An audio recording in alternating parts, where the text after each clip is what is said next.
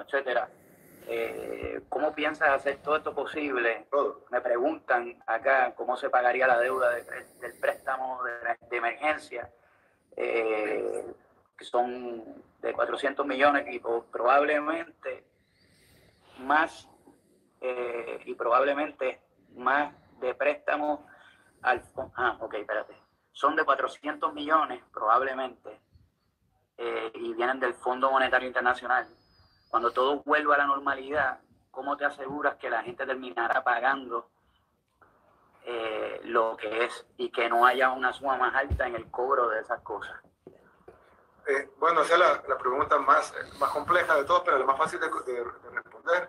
Y es de que realmente no nos va a costar, la mayor parte del plan, la mayor parte del paquete no nos va a costar nada. Porque, digamos, hemos hecho una moratoria legal de 3 meses sin pago de agua, 3 meses sin pago de luz, 3 meses sin pago de teléfono, 3 meses sin pago de alquiler de casa, 3 meses sin pago de alquiler de préstamos bancarios, tarjetas de crédito, casas que te venden electrodomésticos, vehículos, motocicletas, en fin, todos los pagos, alquileres, todos los pagos se suspenden por 3 meses, pero no es que los vaya a pagar el gobierno, ni tampoco que la gente los va a tener que pagar al 4.º mes, sino que diseñamos, básicamente fue creatividad, porque diseñamos una forma en la que, un ejemplo, si tú tenés una hipoteca de 20 años y ya pagaste 7 años, por decir, entonces esos 3 meses no los vas a pagar, y en el 4.º mes nadie va a tener dinero para pagar 4 cuotas. Entonces lo que haría el banco es diluir entre los 13 años restantes esas 3 cuotas. Y al diluir 3 cuotas, 3 meses entre 13 años, pues la diferencia que no le van a sentir va a ser probablemente 5 o 3 dólares más en la cuota de la casa. Y es sin intereses, es decir, tienen que diluirlo sin intereses en los próximos 13 años. Entonces la gente no va a sentir el pago. Igual pasa con la luz. Si alguien paga, por ejemplo, por decir algo, 20 dólares de luz. Entonces, estos 3 meses no pagan nada, son 60 dólares, parecería mucho, pero en ese caso la distribuidora de energía eléctrica se lo va a diluir en 2 años. Entonces al final los 60 dólares se diluirían en 24 meses, estarías hablando de 2 dólares 50. Entonces en lugar de pagar 20 dólares van a pagar 22 dólares 50 en los próximos 24 meses después de la crisis. Pero ahorita la gente, lo importante es que ahorita, ahí después vemos si le regalamos incluso los 2 dólares de subsidio, pero ahorita lo importante es que la gente sepa que en esta crisis, donde lo más importante es que nos quedemos encerrados en la casa, yo sé que es feo, es desesperante, pero hay que hacerlo por la salud de uno, por la salud de la familia, por la salud de nuestros seres queridos, para la salud de nuestros pueblos que no tienen sistemas de salud para soportar lo que viene. Lo más importante es quedarse en casa. Entonces necesitamos, si la gente no tiene que pagar luz, no tiene que pagar agua, no tiene que pagar teléfono, internet, cable, carro, moto, alquiler, etcétera, que tarjeta de crédito, préstamo bancario de su negocio, préstamo bancario de su casa, hipoteca, lo que sea, personal. Si no tiene que pagar nada de eso, básicamente lo único que le queda para pagar es la comida. Y entonces, porque esa ningún mercado, ningún supermercado te la va a regalar. Entonces, y repartir comida con el gobierno, eso no funciona. Se da mucho al robo, se da mucho a que no llega toda la gente o a que las raciones de comida sean muy pequeñas. Lo hemos visto en otros países. Aquí pasó con el huracán bastante y ahora con los terremotos. Pero correcto, las raciones de comida no necesariamente, además hay gente que tiene bebés y los bebés quieren una comida especial o tienen ancianos que no pueden comer la misma comida que... Entonces, lo que se va a hacer es depositarles 300 dólares por mes a todas las familias que clasifican en escasos recursos, que es el 75% de la población. Son 1.5 millones de hogares. Eso es lo que dicen que va a costar 450 millones, con 1.5 millones por 300 dólares. Eso es lo que dicen que va a costar 400 millones. Y los pagos de electricidad, agua que se están evitando y demás, eso no tiene un costo. No, el costo lo va a pagar diluido sin intereses en los próximos 2 años, en los casos de agua y luz, y en los casos de préstamos, si son mayores de 2 años, en todo lo que falte del crédito, y si es menos de 2 años, 2 años. Y entonces, y el de los 300 dólares es el que es en 13 años. No, los 300 dólares que va a dar el gobierno, esos sí son pagados por el gobierno. El gobierno va a sacar de su liquidez y va a pagar 450 millones que no lo va a recuperar. O sea, eso no lo tiene que pagar nadie de regreso. El dinero de la comida ¿Va a pagar cuántos millones? el gobierno va a distribuir 450 millones a 1.5 millones de hogares, $300 cada uno. Pero ¿qué es lo que están alegando que es del Fondo Monetario Internacional? Yo para entender, porque como me hacen la pregunta, no tengo varias acá y esa es una. Sí. Lo que te quise explicar es que la mayor parte del paquete, luz, agua, teléfono, todo eso, no va a salir de ningún préstamo, sino que el financiamiento lo va a tener que hacer la misma empresa por obligación, por ley. Entonces cada empresa va a tener que absorber. Por ejemplo, si una empresa vende carros y te dio un carro a 5 años plazo y ya pagaste un año, esos 3 meses no te pueden cobrar, no te pueden quitar el carro y tienen que diluirte los 3 meses que no pagaste en los 4 años que falta para que pagues tu carro. Entonces, los 98 meses restantes lo va a absorber la empresa y no te puede cobrar intereses por ley. Entonces, todo eso, el 80% del paquete no lo va a pagar el gobierno. En la otra parte del paquete, que son los $300, eso es lo que va a pagar el gobierno y ese es el endeudamiento que el gobierno va a tener, que son 450 millones, pero para un paquete de más de 3.000 millones de alivio, que el gobierno ponga 450 y que todo el resto lo pongan las grandes empresas, pues a mí me parece sí, no, eso, a mí me parece genial. Yo quiero entender por eso mismo, porque, por ejemplo, nosotros tenemos una deuda en Puerto Rico, que es una supuesta deuda, o sea, los números varían porque todavía no podemos auditar, estos son otros cantares, no quiero entrar ahí para no meterte dentro de nuestra situación, pero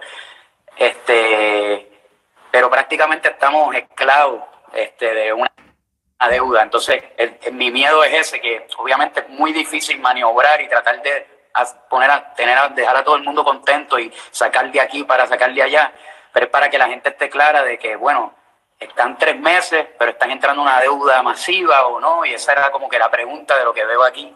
Sí, pues, René, 450 millones es mucho dinero para cualquiera, imagínate, 450 millones. Pero realmente en nuestros países se ha dado muchísimo más dinero para salvataje de empresas grandes.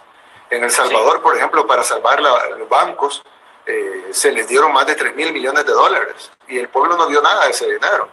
Y nadie protestó cuando se le dieron los $3.000 millones para el Fondo de Saneamiento Financiero, así se llamó FOSAFI, era un fondo para salvar la banca, se le dieron $3.000 millones y nadie dijo nada. Y ahora que estamos dando 450 millones, que va directamente al 75% de la gente, que es de clase media baja para abajo, que es 3/4 partes de la población en el caso de nuestros países. Entonces yo digo, ¿por qué cuando damos miles de millones a los que ya tienen para vivir 40, 50 vidas, no hay protesta o la gente ni siquiera se da cuenta, y cuando vamos a dar 450 millones, que es bastante, pero comparado a lo que se ha dado a grandes empresas no es nada, la gente lo cuestiona más? Es decir, yo siento que al final de cuentas, pues no para eso está el gobierno, para aliviar y no, o sea, ¿cuándo vamos a ocupar las cosas de emergencia? Por ejemplo, esta liquidez de emergencia, ¿cuándo la vamos a ocupar si no es ahora? Precisamente la emergencia es ahora, y la gente más pobre es la que está pagando más, porque alguien que tiene dinero, que con solo que tenga una tarjeta de crédito con dinero disponible, puede estar en cuarentena en su casa, puede pedir comida a domicilio, puede comprar en el súper, tiene todo. Pero alguien que vive como en nuestro pueblo en Latinoamérica, Puerto Rico un poco menos, pero en toda, tú sabes que la pobreza que hay en Puerto Rico, en El Salvador, y bueno, hay unos países más pobres que otros, pero la pobreza es muy dura. Y hay mucha gente que vive, el que hace caricaturas en el parque, si el parque está vacío y él no puede estar en el parque, no come hoy. Entonces nosotros tenemos que llevarle esos $300 para que por lo menos pueda comer. Y claro, no va a comer excelente con $300, pero por lo menos va a poder comprar comida. Y como no va a pagar, no va a pagar agua ni nada, pues por lo menos va a subsistir. Ayuda como te digo, la iniciativa es nueva, por eso yo creo que se hizo viral y por eso yo mismo me interesé, ¿entiendes? En preguntarte sobre esto y nada, hay varias preguntas más, pero me queda más claro que va a ser diluida, que no es una cosa que la gente va a tener que pagar a gran escala de cantazo, ¿sabes? Para que también todo el mundo salga de duda. Entonces, te iba a preguntar si nos podía decir cuántos diagnósticos diarios se están haciendo para ver en qué situación se encuentra la salud del país. Sí, ahorita estamos haciendo 100 diagnósticos diarios. Esa es la máxima capacidad de laboratorio eran 50. Ahora estamos haciendo 2 turnos y hacemos 100 diagnósticos diarios.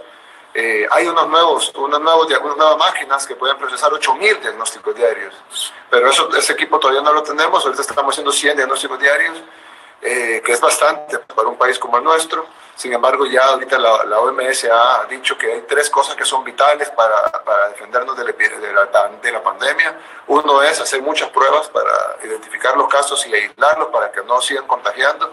La segunda es la cuarentena, que debe ser lo más grande posible. Y la tercera es preparar nuestros servicios de salud, que tú sabes, cuando han pasado catástrofes, y lo que viene es más fuerte de los terremotos, de los huracanes y de todo lo que hemos visto, es más fuerte.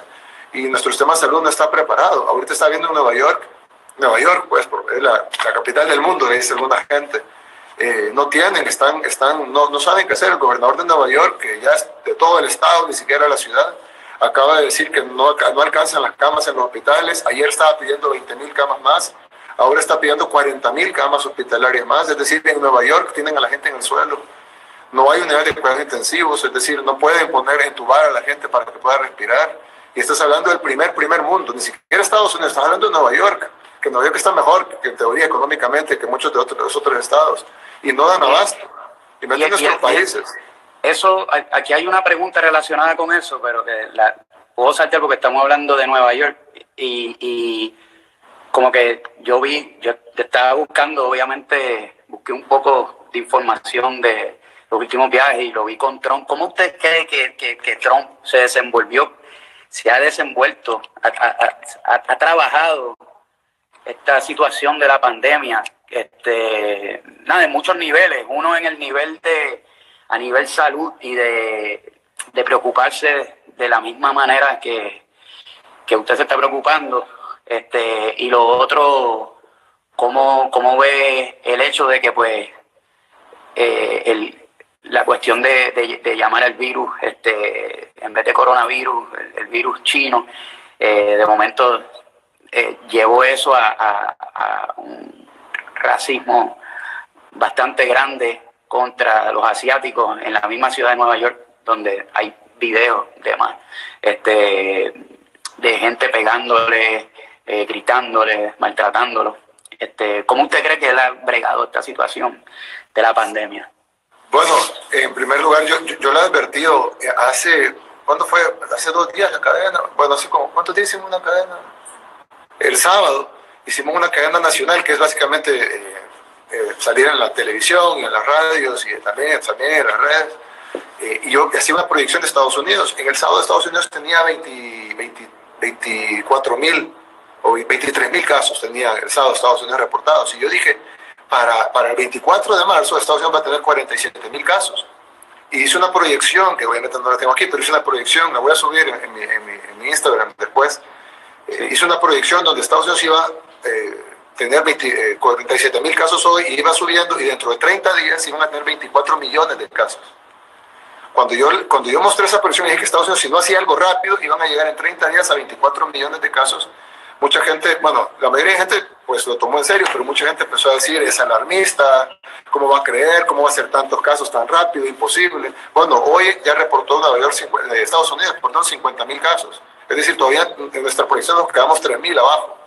Y dentro de 3 días, el 27 de marzo, Estados Unidos va a tener 100.000 casos. Y el 30 de marzo, Estados Unidos va a tener 200.000 casos. Y así hasta llegar a 24 millones de casos en 30 días. Entonces, el problema es de que al tener 24 millones de casos, tenés que hospitalizar 4.800.000 personas. Estados Unidos no tiene 4.800.000 camas para hospitalizar, ni por cerca, ni la cuarta parte de eso. Y por lo tanto, mucha gente va a quedarse en los suelos de los hospitales, o atendiéndolos en las casas, o dejándolos morir, porque no va a haber, en el país más poderoso del mundo, con todo el dinero del mundo, no van a ser capaces de atender la pandemia si no detienen ya ahorita la actividad económica, el 80% de la actividad económica, y mandan a cuarentena a toda la población, no solo la población de California y parte de la de Nueva York y la de Chicago, sino que toda la actividad económica, el 80%. El impacto económico lo vamos a tener. Es que yo se lo decía a los empresarios de aquí, y se lo digo a los que nos estén oyendo ahorita, si no sé que nuestros targets no son muchos los empresarios, pero digamos que hay en unos días, ¿de qué nos va a servir el dinero en la tumba? Es decir, yo le decía a un empresario muy fuerte de aquí, los aeropuertos van a estar cerrados en 15 días. Ningún aeropuerto va a estar abierto en 15 días. Y probablemente las camas de unidades de cuidados intensivos van a estar llenas. Usted tiene 75 años. Si usted dentro de 15 días necesita una cama de unidad de cuidados intensivos y usted llega y le dice al paciente que está entubado respirando, le dice, te doy $100 millones por esa cama, el paciente que está entubado le dice, no, ¿para qué quiero 100 millones? Si me desentubo me muero. Entonces usted no va a poder comprar una cama ni con $100 millones, ni con 500.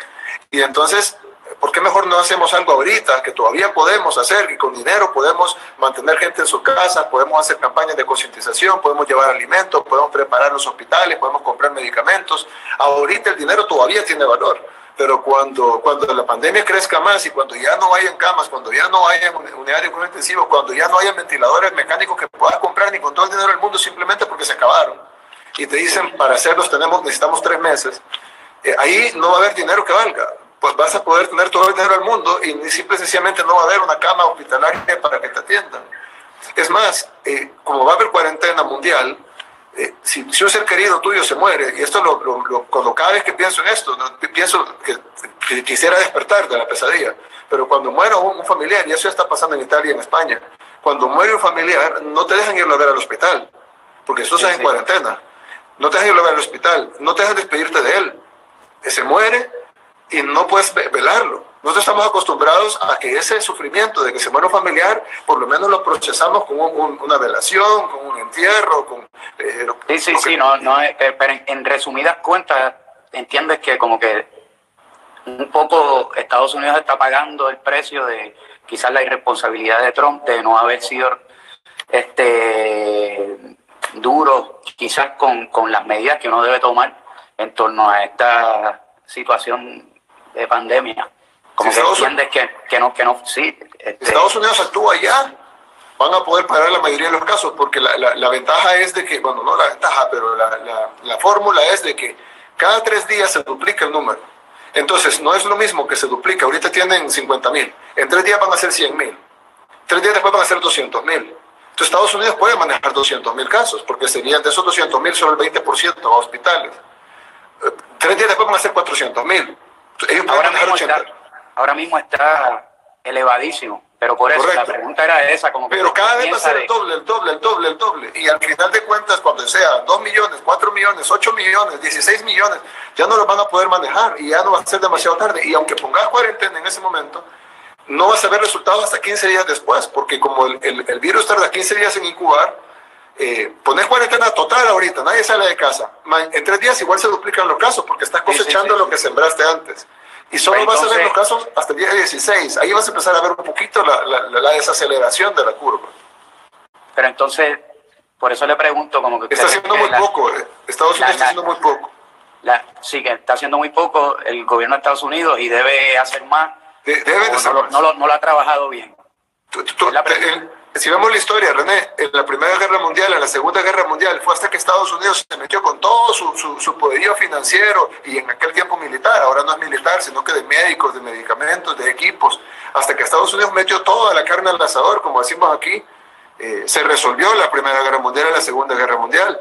Aquí no estamos en una guerra de armas, pero estamos en una guerra contra el virus. No sé si eso es tan cierto, porque eso tú le preguntas a mucha gente, ellos se han encargado pero eso es otro tema. Ellos se han encargado de contar en Hollywood una realidad que no es tan real, pero en torno a eso, ellos llevaron 500,000 soldados más, o sea, mucho menos de lo que mataron, por ejemplo, a pesar de que yo no apoyo ninguna de las dictaduras, ninguna de las movidas que ocurrieron históricamente. Pero en Rusia murieron millones y millones durante esa guerra, algo que no pasó en Estados Unidos.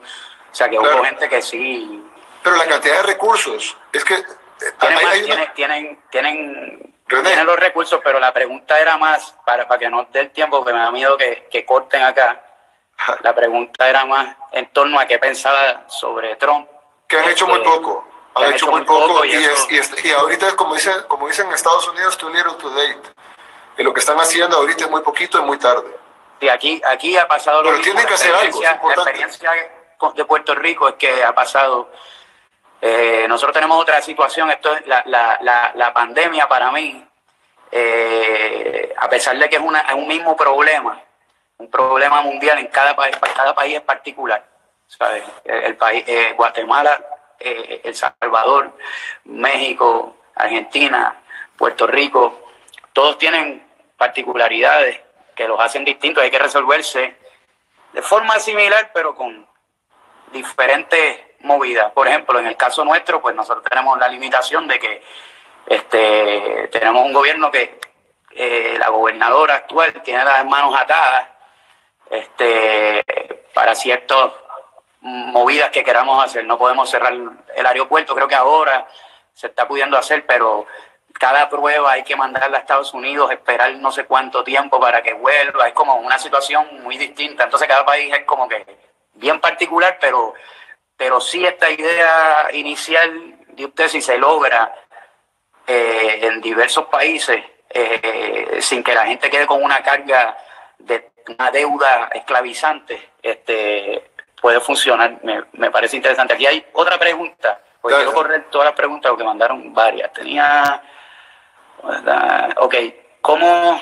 Espera, tengo una preocupación. Ok, una de las preguntas que recibí es con la preocupación de la clase media. Clase media baja. A raíz de las medidas se aplicarán a todos o a solo una parte de la población. La misma persona también pregunta cómo se solicitarían los $300 y el que les quiten las cuotas. Las cuotas son automáticas. Simple y sencillamente, si tiene cómo pagarla, páguela, porque eso va a ayudar a que el sistema no colapse. Pero si no puede pagarla, no la pague. Nadie le puede quitar el carro, nadie le puede quitar la casa, nadie lo puede poner en mora, nadie le puede bajar su nivel crediticio, nadie le puede quitar la motocicleta, nadie le puede cortar la luz, nadie le puede cortar el cable, nadie le puede cortar el agua, nadie le puede cortar el teléfono, nada. Si puede, páguelo, porque eso sirve para que el sistema se sostenga. Pero si no puede pagarlo, no lo pague, nadie le va a cobrar nada.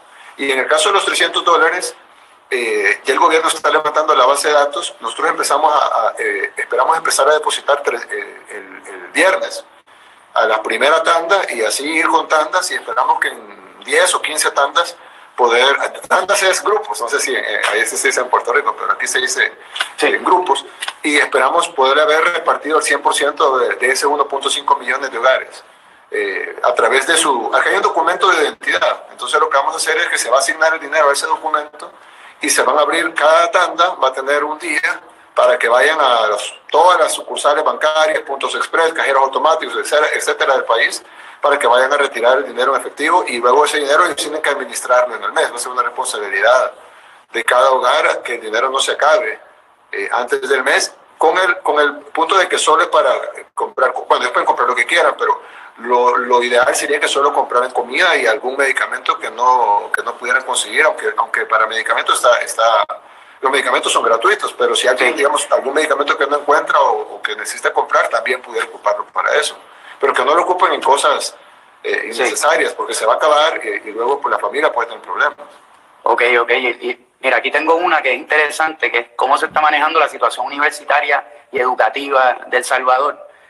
Sé que en Estados Unidos se están haciendo, alguna gente está tomando clases online, los cursos para terminar lo que les resta del año educativo. No sé si ahí se pretende hacer lo mismo. Estamos tratando de hacer un plan, estamos haciendo un plan que vamos a presentar, que incluye varias cosas. Una de esas es un alivio financiero para la gente que está pagando los colegios y las universidades. La otra es, queremos graduar a todos los médicos que están haciendo su año social ya, porque eso nos va a ayudar a poder graduarlos. Hay unos que solo le falta la tesis, por ejemplo. Aquí se hace una tesis, no sé si en muchos países es tesis. Queremos ver si podemos saltar eso en esos tiempos de emergencia, graduarlos ya, y eso les serviría a ellos porque se ahorran un tiempo de estudio, pero lo otro es también que los necesitamos.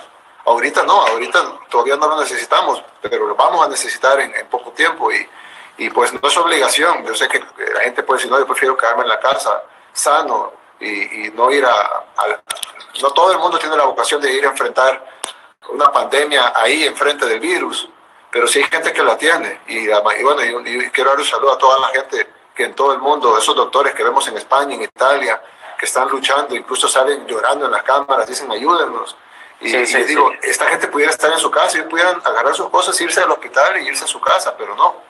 Están ahí enfrente a la pandemia. Es muy fuerte lo que está ocurriendo y es importante que lo tomen en serio, porque es que es serio, ¿sabes? Sin ser alarmista, porque pues a mí me gusta usar el humor y tratar de que la gente se relaje, porque también te da estrés. Yo estaba hablando con una amiga doctora en Chicago que ella es de emergencia cirujana de cuando te pegan un tiro, todo ese tipo de situación, y ella está en un estrés duro, me cuenta, por todo lo que está pasando, que es normal que la gente se sienta estresada, aunque tú te sientas que está todo bien, cuando te vas a dormir a veces te puede dar un poco de estrés, y por eso a veces el humor también ayuda a pasar esto que es complicado. Con la música. Con la música también. Y aquí tengo otra. Dice... No te contesté toda la pregunta, René. Okay. Lo otro es, también hay muchas personas que están recibiendo clases, pero hay gente que tiene miedo de que va a perder el ciclo o que va a perder el año escolar, y pues hay gente que eso les destruye sus planes. Entonces estamos diseñando, no está terminado, pero espero que el próximo día esté diseñado el plan donde podamos graduar a los médicos y a los enfermeros y a toda la gente de salud, donde la gente no pierda su año escolar o su ciclo, y donde le demos un alivio financiero para enfrentar los pagos en el caso de las universidades privadas, y en el caso de la universidad pública, que es la más grande, ver cómo vamos a hacer para que no pierdan el ciclo y que puedan hacer las clases. Bueno, ya algunos ya están aplicando clases presenciales, no presenciales, perdón, y todo, y así como estamos hablando tú y yo, se puede tener una aula virtual. Para eso necesitamos conectar alguna tecnología en algunos lugares rurales, pero bueno, hagamos una inversión para eso. Estamos invirtiendo en el futuro, y así como el mundo va a cambiar después de esto, definitivamente. Creo que mucha gente tiene acceso mucha gente en muchos lugares tiene acceso. Es raro porque no tienen un montón de cosas, pero de momento tienen un celular y tienen internet. A mí me pasó una vez que estaba en Colombia y me dieron una bolsita, me la regalaron, hace años atrás, estaba con los arhuacos, y le dije, esto es para las hojas de coca, y yo, no, esto es para el mini iPod, y yo, y estaba hecho, y como que sí hay mucha gente que tiene ese acceso, y yo pienso que tener la iniciativa de parte de las escuelas o no solo promoverlo, sino exigirlo, de que se reúnan en línea, y a veces son muchos estudiantes, pero se puede. Sé que hay profesores que lo están haciendo uno a uno, y atendiéndolos a todos por hora, por diferentes horas, y para que no pierdan lo que queda del año. Voy a seguir acá. Dale. Un segundo. Ok, sí, me podrían... Espérate, un segundo. La educación. Ok, de lo que he leído se habla muy poco en las noticias de las personas que viven en la calle, que también se afectan por la pandemia. Totalmente. ¿Cómo El Salvador está manejando esta situación para las personas que no tienen comida ni hogar? Ya construimos un albergue, ya está lleno. Ahora estamos construyendo otros 2, y lo que vamos a hacer es llevar al 100% de personas que estén en la calle, llevarlos a albergues donde tengan 3 tiempos de comida, donde estén resguardados, porque sí, estamos diciendo a gente que se quede en la casa, pero hay que saber que hay un grupo de gente que no tiene casa, o no tiene ni siquiera una vivienda, por más mínima que sea. Entonces toda esa gente va a ser llevada a albergues mientras pase la crisis. Ojalá pase rápido, pero es probable que tarde más de 1, 2, 3 meses, no sabemos. Ahorita hemos puesto un mes, pero no depende de nosotros, va a depender de la pandemia, y si la pandemia continúa vamos a tener que ampliarlo, y eso va a requerir más recursos y más cuidado para la gente, y tener a toda la gente que está durmiendo en la calle todavía, tenerla pronto, en los próximos días, en albergues, con 3 tiempos de comida, con un lugar para bañarse, con ropa, con sábanas, con atención médica mínima, pues, porque no están enfermos, ¿verdad? Pero para que no se enfermen, o si muestra síntomas, llevarlo a hacer una prueba y ver si sale positivo, y si saliera positivo, pues tenés que buscar focos de contagio, etcétera, pero pero sí, todos los países no podemos decir quédense en casa y no incluir a los que no tienen casa. Sí, correcto. Está aquí, mira. Tengo que esto es como largo, es como una idea. Mira, hablemos de cómo están manejándolo en otros países. Sé que fuiste crítico de cómo se ha manejado la situación en México, especialmente con el vuelo que viajaba de México a El Salvador con 12 personas contagiadas. Pero quería saber qué piensas de un presidente como Bolsonaro, que andaba tirándose fotos con una multitud de sus seguidores, ignorando todas las recomendaciones que se habían hecho por el coronavirus, la inacción por parte del presidente de Chile, que hace poco fue que vinieron a hacer lo del toque de queda y para colmo mal, porque la gente para poder cumplir con su trabajo sigue llenando los buses, los transportes públicos. También el ministro de Salud de Chile que preguntó qué pasa si el virus muta y se pone buena persona, estando en contra de la cuarentena. También quiero saber qué piensa usted, esa llamada la contestó de Trump, cómo lo ha manejado Trump, que hace poco decía que este virus era una movida de los demócratas para distraer a la gente de las elecciones y que por culpa de su inacción ahora Estados Unidos es el cuarto país con más contagios en el mundo. Esos son algunos de los ejemplos porque Estados Unidos ya es el tercer país, ya sobrepasó a España. Ya está. Y probablemente en 6 días va a sobrepasar a Italia y en 9 días va a sobrepasar a China y va a ser el primero.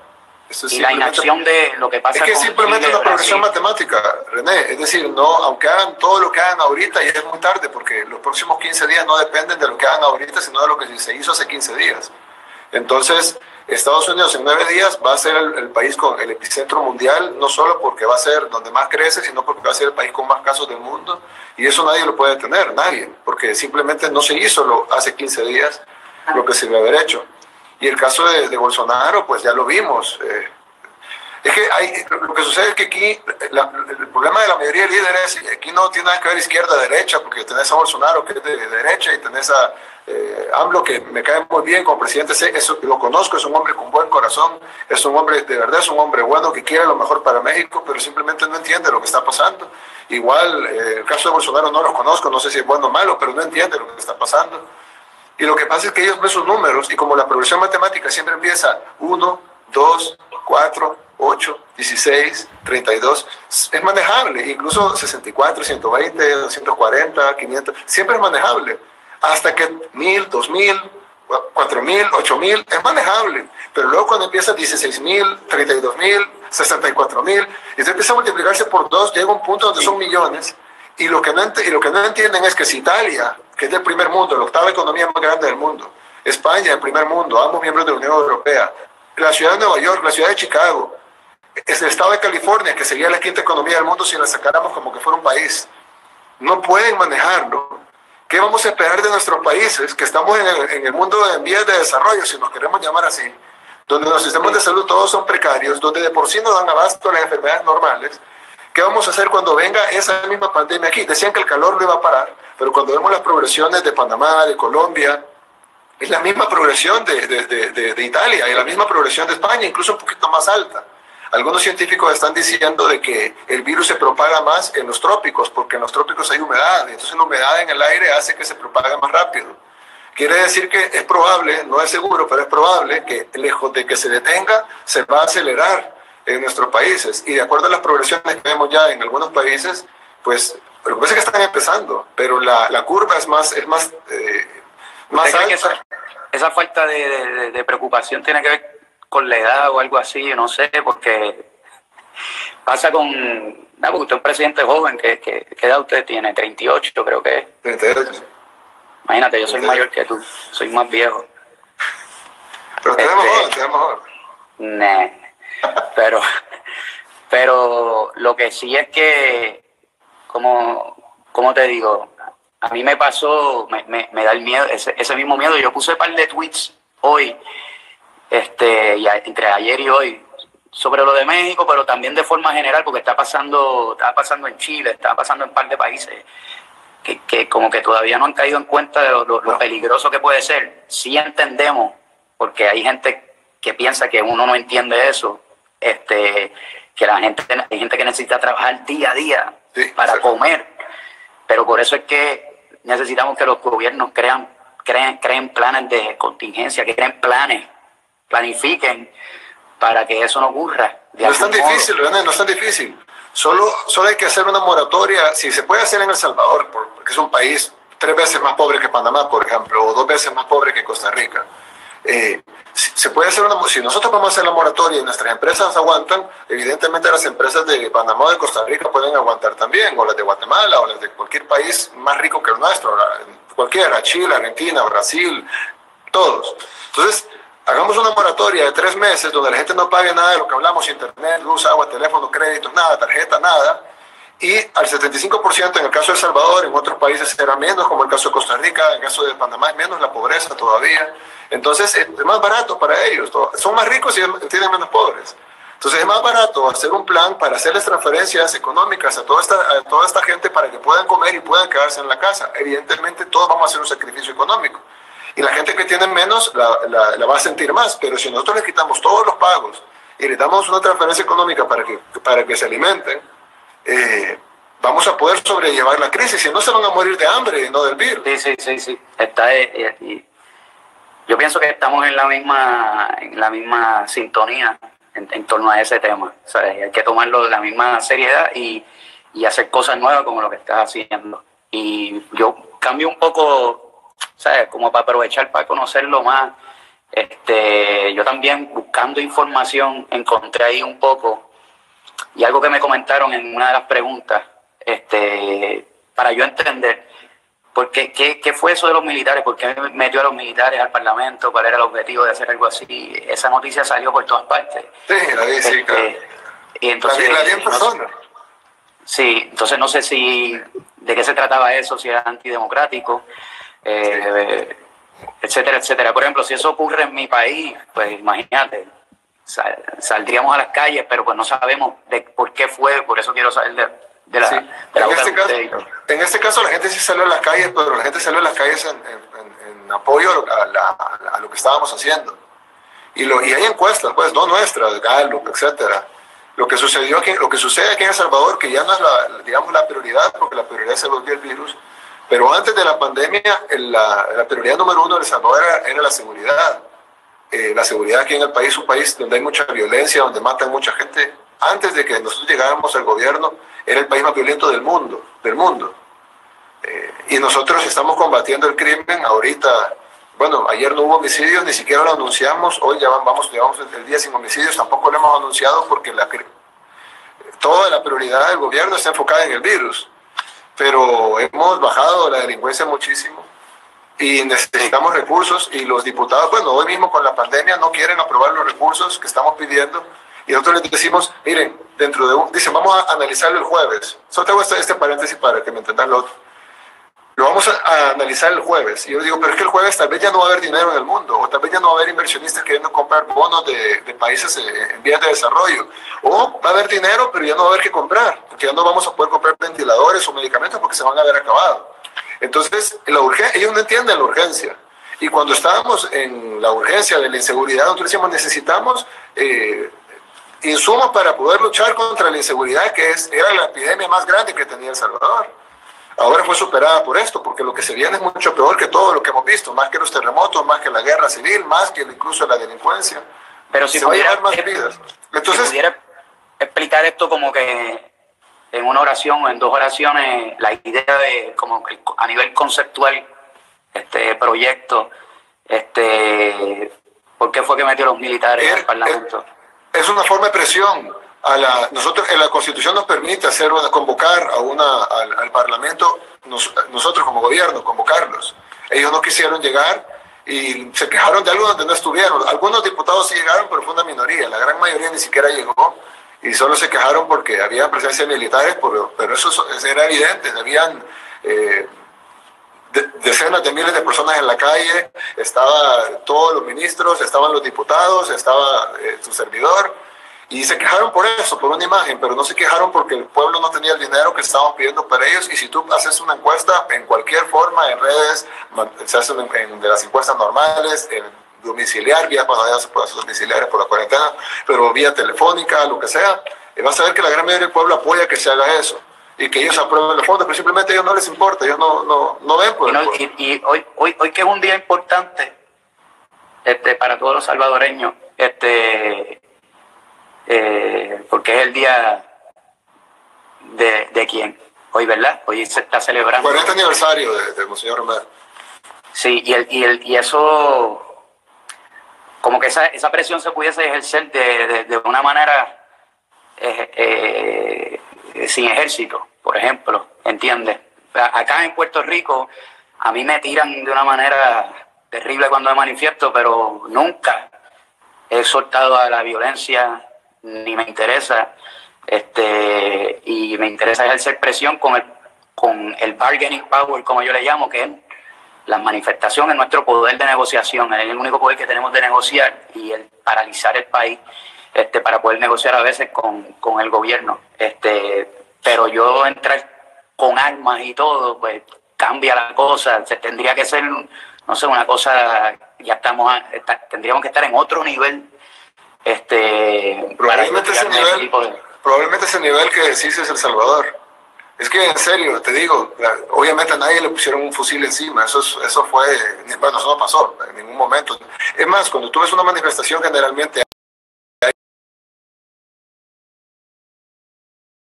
hay carros quebrados, con vidrios quebrados, propiedad destruida. Esta manifestación y toda esa acción no tuvo un golpeado, nadie se desmayó de insolación, nadie se cayó mareado, nadie quebró un vidrio de un carro. Y la mayoría del pueblo lo apoyó. La gran mayoría, incluso hicieron encuestas de la misma oposición y decían que la gran mayoría, cuando digo la gran mayoría, estoy hablando del 80-90% de la población. Entonces, la oposición de ustedes, ¿de dónde? Porque hoy en día yo creo que usted vio el video perdiendo la credibilidad en torno a todo lo que, todos los movimientos y los sistemas económicos y todo lo que ha pasado a nivel de gobierno en Latinoamérica. He perdido como que la confianza. ¿Sabes qué pasa? La oposición de usted viene de ambos lados, viene de un lado. Y de todos lados. ¿Sabes qué pasa, René? Yo creo que en toda nuestra vida, entonces creo que lo entendés muy bien, ha habido mucha hipocresía en la política. Y entonces es bien, los políticos incluso cuando hablan distinto, no sé si lo has escuchado, siempre hablan como grandilocuentes, como que pueblo, los vamos a ayudar con planes especiales para llegar a usted. Es decir, de la forma en que están hablando ya te están mintiendo, hasta en su acento te están mintiendo, su tono de voz te mienten.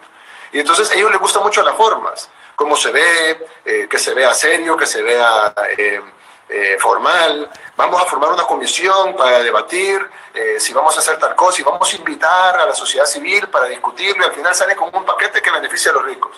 Y no tengo nada en contra de los ricos, ningún problema, pero nunca hay nada para el pueblo. Y cuando alguien viene y dice, vamos a hacer algo para el pueblo, entonces empiezan todos a decir, no, pero eso no se puede, pero eso tal. Yo te pongo un ejemplo. En todos los países de Latinoamérica, Brasil, Chile, Ecuador, Colombia, etcétera, es común ver al ejército golpeando al pueblo. ¿Sí o no? Sí. Con macanas, con gases lacrimógenos, balas, incluso hay muertos. En todos los países han habido muertos. En Ecuador, en Colombia, en Chile, en todos los países han habido muertos. Ya no se diga en Venezuela. Todos los países han habido muertos. Y en El Salvador es al revés. En El Salvador el ejército apoya al pueblo. Y entonces cuando tú ves a los soldados del lado del pueblo hacia los políticos, es un escándalo. Pero cuando tú ves a los soldados golpeando al pueblo y los políticos detrás, cortándose las manos y robándose el dinero, eso es lo normal. La gente dice, no, pues es lo normal que le peguen al pueblo. Pero en este caso, que nadie le pegó a un político, ojo, a nadie le pegó a un político. Pero cuando están los soldados del lado del pueblo, se asustan, porque es algo que nunca han visto. Sí, pero yo lo prometí en mi campaña, cuando ahí está un video, te lo voy a mandar por WhatsApp. Está un video de campaña donde yo lo dije, en la Universidad de El Salvador, por cierto, yo estaba en la Universidad Nacional de aquí. Yo estaba dando un discurso a los estudiantes. Yo les dije, yo les juro que cuando hagamos una manifestación, cuando no tengamos los fondos para algo importante para el pueblo, yo les juro que yo los voy a acompañar a manifestar a la Asamblea Legislativa, y la diferencia va a ser que la policía y el ejército no nos va a reprimir, sino que la policía y el ejército nos va a acompañar. Entonces yo lo prometí y lo cumplí. Claro, eso se ve raro para la formalidad y la hipocresía de la política, donde siempre la policía y el ejército tienen que estar en contra del pueblo. Y se ve raro cuando la policía y el ejército está a favor del pueblo. Como te digo, no hubo un golpeado, nada. ¿Por qué? Porque que la gente estaba aplaudiendo a los soldados y a los policías, porque estaban con el pueblo, y eso no se ve en otro país, pero en El Salvador no, sí. No sé. Y, así, y probablemente puedes encontrar algún error porque nadie es perfecto, y menos yo, pero yo prefiero un ejército y una policía que esté del lado del pueblo, porque además ellos son parte del pueblo, y Sí. no del lado de los grupos de poder, que al final de cuentas son los que nos tienen en la pobreza, porque nuestros países son pobres simple y sencillamente porque los que nos han gobernado toda la vida. Si solo sumas son los que se han robado en los últimos 50 años, reconstruiríamos nuestros países 10 veces. No, esa es la respuesta más clara, o sea, y lo tengo mucho más claro. Y aquí tengo aquí dos más. Una es cómo su gobierno está garantizándole seguridad, paz y tranquilidad a la comunidad LGBTI. Leí que el año pasado asesinaron a 8 mujeres trans y a un hombre gay. ¿Es cierta esta información? Esto es algo que pasa en Puerto Rico. Hace poco pasó con Alexa, con una chica que mataron porque pusieron una información falsa, errónea, en Facebook. Terminaron matándola acá en Puerto Rico. Mi compañero Benito estuvo en el programa de Jimmy Fallon con una camisa de Alexa. Y nada, la pregunta es esa, y no sé si cree, o sea, yo tengo amigos que son gay, la misma comunidad, y que se han logrado casar, con mi amigo Ricky Martin. No sé qué usted piensa sobre el matrimonio gay referente a todo este tema. Sí, mira, con el tema de la discriminación, tú mencionaste lo de los asiáticos en Estados Unidos, y es lo mismo. Es la discriminación por ver a alguien distinto, y lo peor es que somos casi iguales en todo, es decir, somos distintos, pero eso es lo que nos da diversidad, pero al final somos iguales. Yo siempre he dicho que, pues yo no sé si hay extraterrestres o no, pero si algún día vinieran los extraterrestres nos uniríamos todos porque nos viéramos tan iguales que ya no veríamos la diferencia que hay entre nosotros. En Estados Unidos pasaba, cuando estaban los ingleses y los ingleses menospreciaban a los irlandeses. Ya escucharon, va, extraterrestres, dijo el presidente. Despreciaban a los alemanes. Y cuando llegaron los italianos, los ingleses, irlandeses y alemanes despreciaban a los italianos. Cuando llegaron los afroamericanos, ellos despreciaban a los afroamericanos. Y cuando llegaron los latinos, entre todos despreciaban a los latinos. Entonces, al final de cuentas, el desprecio por ser alguien que sea diferente, o sea, porque es trans, porque es gay, porque es de otra raza, porque es de otra religión, porque es por sexo, porque también hay feminicidios, que son un homicidio hecho a alguna mujer por el hecho de ser mujer. Pasa mucho, incluso dentro de una misma familia. Y entonces, yo lo que siento es de que al final todos debemos de ser iguales, 100%, y no solo del diente al labio, sino en la realidad, y tenemos que no discriminar a nadie, y si al final de cuentas todos somos iguales, todos somos seres humanos, y así como tú tenés amigos gay, yo tengo muchos amigos gay también. ¿Y el matrimonio gay no lo apoya o es algo complicado? Yo siento que el matrimonio, por definición, bueno, es como que tú digas matrimonio. ¿Qué es el matrimonio? El matrimonio es la definición de un hombre el matrimonio es el casamiento de un hombre y una mujer. Ahora, eso no inhibe de que tú puedas tener la pareja que quieras y que puedas tener los derechos que quieras y que puedas tener... Dicen, no, porque no tenemos seguro social o no tenemos derecho de visita. ¿Por qué no? Es decir, claro que sí lo pueden tener. Lo que pasa es que no hay legislación que permita eso, y eso es lo que habría de haber. Ahora, los conceptos semánticos, yo no soy mucho de esa de cambio de lenguaje, como por ejemplo...